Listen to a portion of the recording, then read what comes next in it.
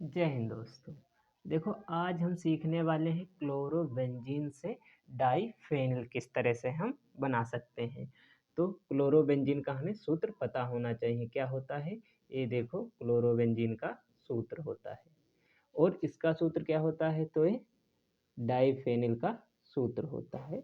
इस तरीके से यहाँ से एक और बेंजीन जोड़ दो, ये डाइफेनिल हो गया। तो यहाँ पर हमने दोनों सूत्र तो देख लिए हैं।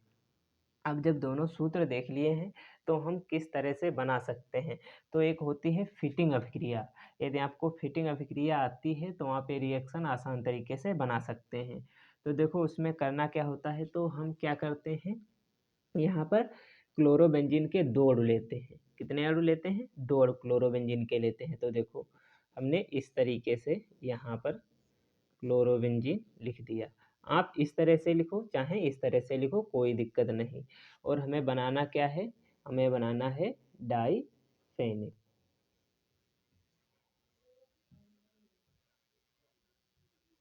इस तरह से हमें डाइफेनिल बनाना है। अब इसे क्या कहते हैं, हम क्लोरोबेंजीन कहते हैं। क्या है हमारे पास? क्लोरोबेंजीन। तो अब देखो यहाँ पर 2 अणु लेते हैं यदि हम, और शुष्क ईथर की उपस्थिति में रिएक्शन कराते हैं तो यहाँ पर हमारे पास आ जाता है डाइफेनिल। किसके साथ कराएंगे?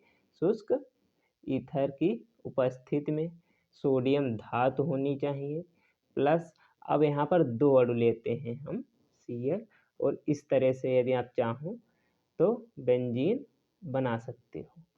ये देखो क्लोरोबेंजीन बन गई। क्लोरोबेंजीन ये भी है। तो यहाँ पर देखो 2 अणु हमने ले लिए क्लोरोबेंजीन के।